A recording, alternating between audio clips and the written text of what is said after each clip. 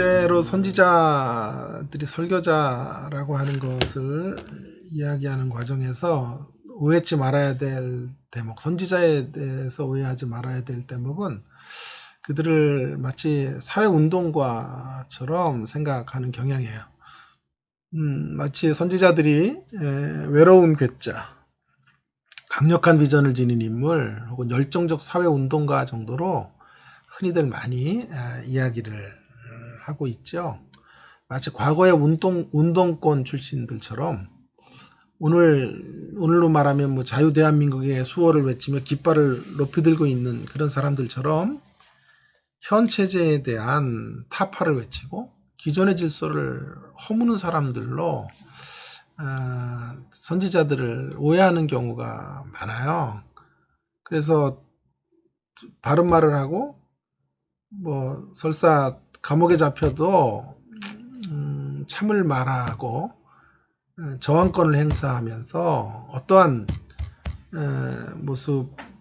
모습으로라도 잘못된 것들을 고치려고 하는 사람들을 흔히 선지자 같다 이렇게 생각을 이제 말하는 경우들이 많죠. 또는 이런저런 사회적인 악을 말하지 않고 넘어가는 사람들을 지속적으로 질책하는 어떤 개혁가들, 그러니까 사회운동가들이나 개혁자들로 오해를 하는 거죠. 물론 선지자들이 사회 정의를 다루었어요. 그러나 문제는 그들이 꿈꾸었던 것은 기존 체계의 변혁이나 세상 질서의 전복을 원하는 것은 아니었어요. 그들은 그들의 사회에 꼭 필요한 사람들이었어요. 사실은요. 꼭 필요로 하는 사람이었고, 많은 선지자들은 사회에서 다른 직책을, 선지자의 일만이 아니라 다른 직책들을 가지고 있었어요. 예를 들어서 양치기에도 있었고, 농사의 일을 하는 이런 것과 같은 세상의 직업을 갖고 있었어요. 또한 많은 선지자들은 적지 않은 이제 공동체의 동의를 얻어서 또 지원 속에서 협력 사역으로 일하는 사람들이기도 했어요. 이것이 사실이라면 선지자들은 사회운동가가 아니에요.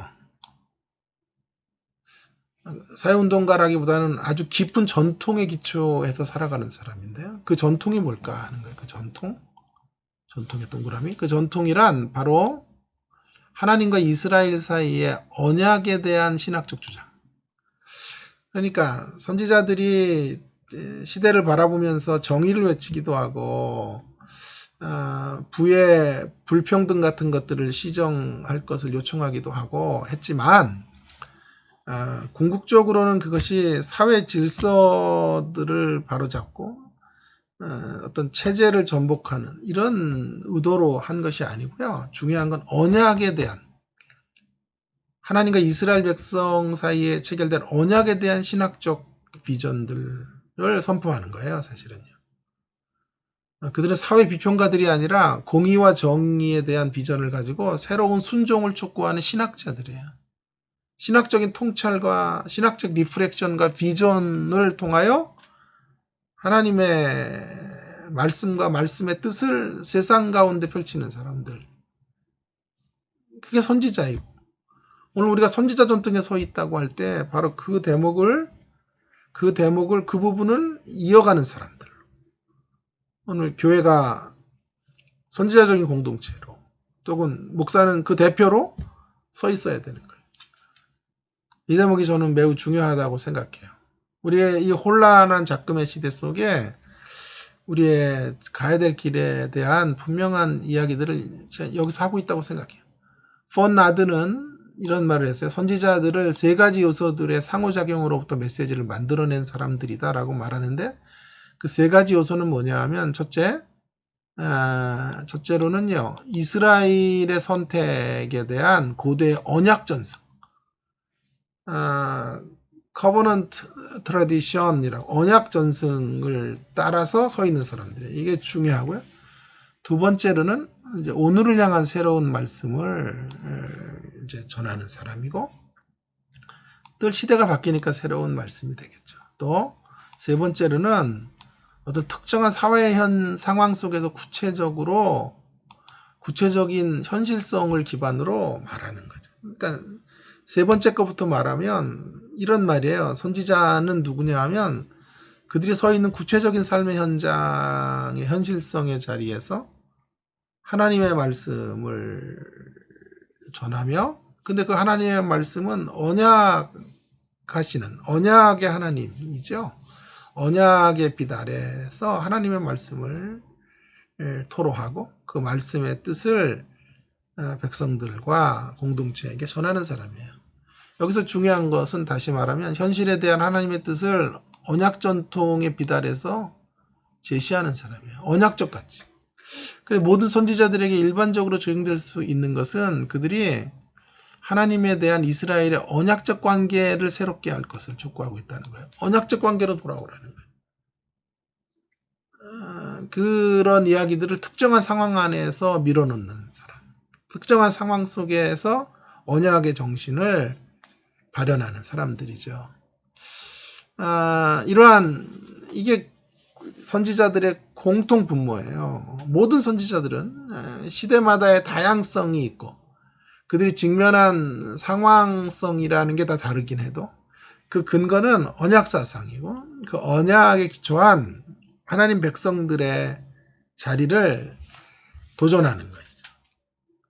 이러한 공동점, 이걸 분모라고 하십시다. 이런 분모 위에서 세부적인 메시지와 스타일에 있어서의 다양성을 가져요.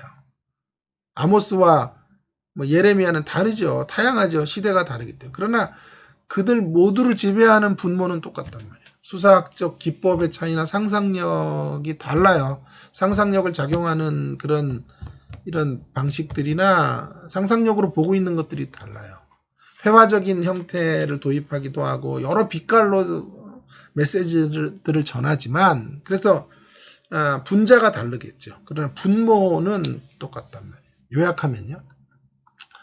선지자들은 그들이 하나님의 메시지를 특정한 시간, 장소, 그리고 사람들에게 말했다는 측면에서 오늘날의 설교자들과 유사하고요. 이런 면들이 설교자로서 선지자를 통해 우리가 좀 이렇게 픽업해 와야 되는 대목인데 그들의 메시지는 주제, 목적, 언어 그리고 지역적 특성에 있어서 현대 설교자들처럼 다양했어요. 선지자가 선지서를 설교한다고 해서 여러분 설교자가 선지서를 설교한다 그래서 이런 사실에 기반을 두고 볼 때 특별한 것을 말해야 된다고 생각하면 안 돼요.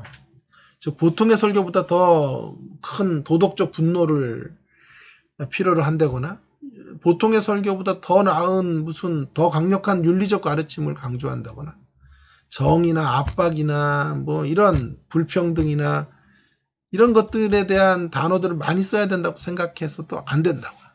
토마스 롱의 주장에 그러면 안 돼요. 오히려 그 반대로 선지자적인 책무는 매주일 반복해서 꾸준히 설교하는 것이에요. 때로는 위로하고 때로는 맞서면서 당시의 문화가 자기 힘으로 도저히 만들어낼 수 없는 대안, 그 대안은 하나님 말씀 가운데 있죠. 그 대안점을 말씀을 통해 제시하는 것이 바로 선지자들의 직무예요. 일상의 자리에서 그 상황 속에서 세상이 도무지 스스로 답을 찾을 수 없는 하나님의 말씀의 빛을 전줘주는 사람들이에요. 즉 삶의 실제 문제들을 가지고 씨름하는 생활인들에게 필요한 극적이고 그러면서 생명을 주는 하나님의 말씀을 전하는 사람. 그들이 선지자이고 설교자예요.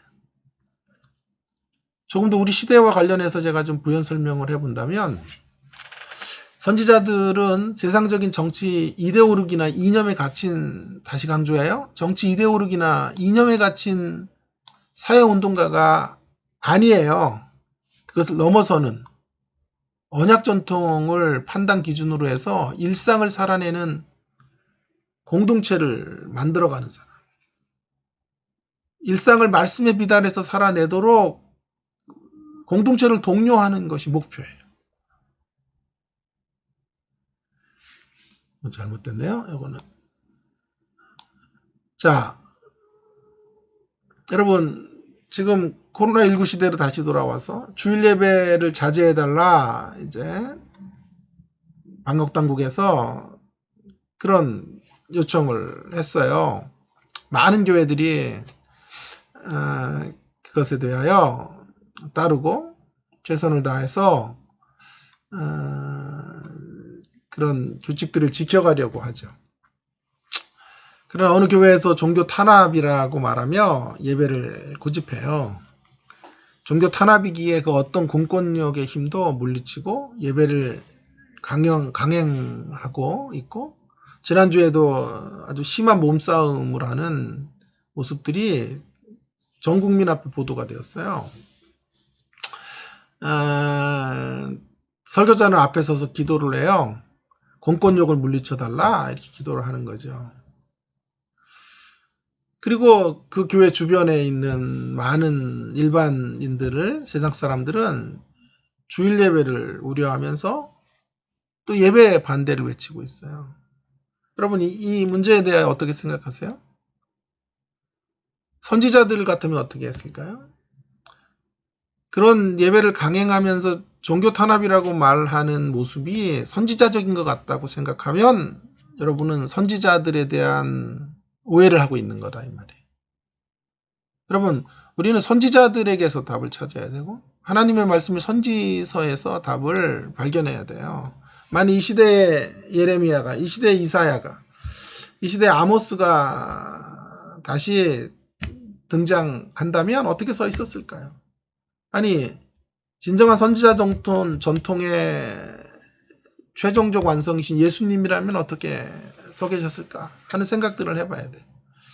자, 여러분, 이 문제에 대해서 제가 몇 가지 좀 생각을 좀 정리해 보겠습니다. 먼저 주일 예배를 언약적 전통 안에서 예배당에 모여서 드려야 한다는 것에 대하여 일단 심사숙고해 보십시다.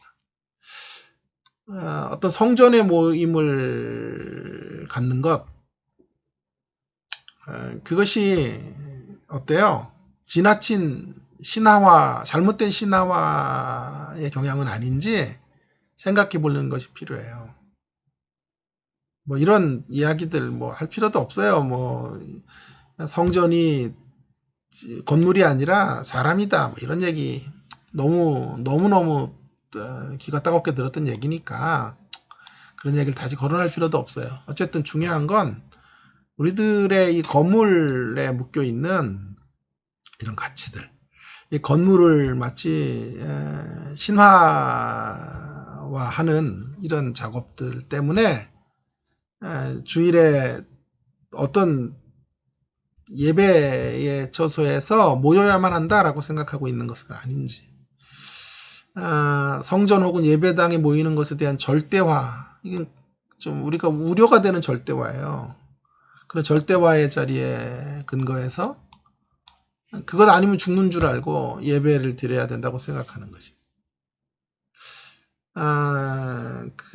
그렇다면 그것은 결코 하나님의 뜻을 제대로 이해한 것이 아니에요. 아니, 근데 이런 경우도 있을 거예요. 그것은 아니에요. 그것에 대한 명확한 교통 정리는 분명히 하고 있지만, 그러나, 코이노니아 자체, 모임 자체가 갖는 이런 공동체적인 측면과 교회론적인 측면을 놓칠 수가 없어서 예배당에 모이는 예배를 고집하는 것일 수도 있어요. 저는 그런 교회도 당연히 있을 것이라고 생각해요.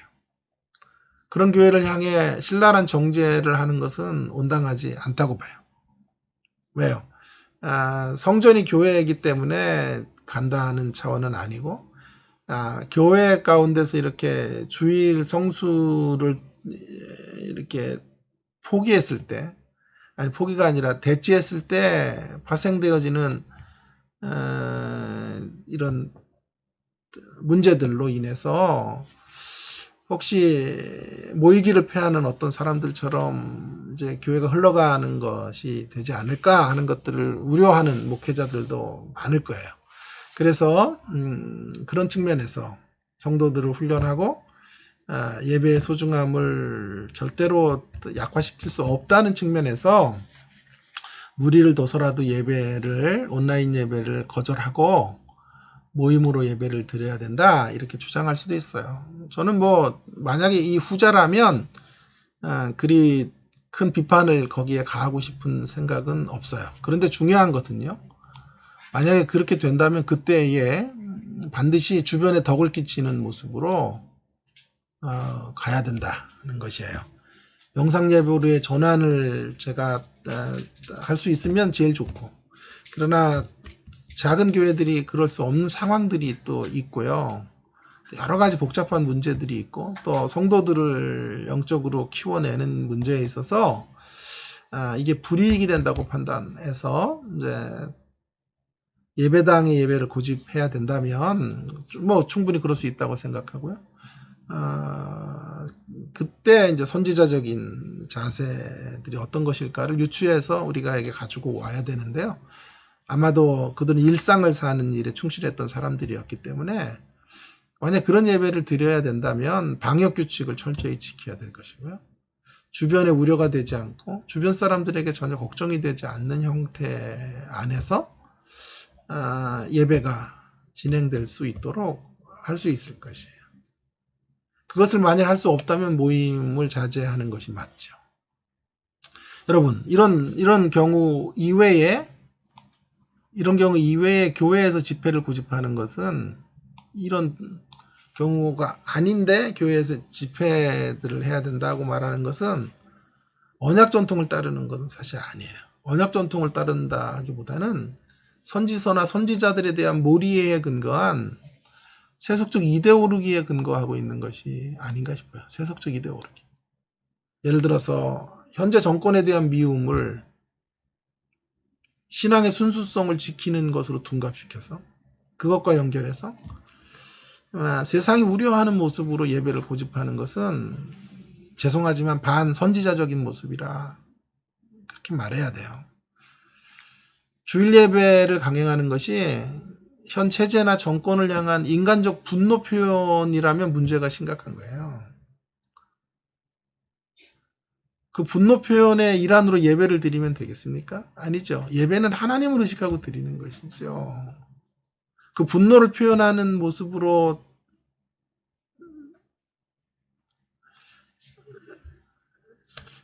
예배한다면 그것은 이데올로기의 종로로 타는 것이죠. 선지자들은 이데올로기에 붙잡혔던 사람들이 아니에요. 저는 지금 좌냐 우냐를 얘기하는 게 아니에요. 선지자들은 결국 언약 전통 위에서 좌나 우를 모두 다 포용하기도 하고 모두 다 비판하기도 하고 그렇게 일상을 하나님의 뜻을 분별하며 살았다라고 하는 거지. 그래서 우리에게 중요한 토론거리가 이게 되어야 한다고 생각해요. 선지자적인 전통의 기초에서 주일 예배를 강행하는 것에 대해서 여러분은 어떻게 생각하시는가 하는 문제. 매우 예민하게 다뤄야 될 주제이지만 결코 스킵할 수는 없는 주제라고 생각해요. 제가 제 나름대로 몇 가지 기준점들을 가지고 그래서 답을 내렸고요. 여러분의 해답이 다를 수도 있어요. 그러나 여러분들의 해답들을 여러분들이 생각하는 바들을 또 인터넷 우리 토론을 하고 있는 그런 방에다가 좀 올려주시고요. 한번 논의를 해가면 어떨까 하는 제안을 해보게 됩니다. 과연 선지자적인 전통을 언약적 전통을 이어가는 차원에서 지금 우리가 예배를 고집하는 것인지 그렇지 않은 것인지에 대한 분명한 우리의 자기 점검이 있어야 된다라고 말하고 싶습니다.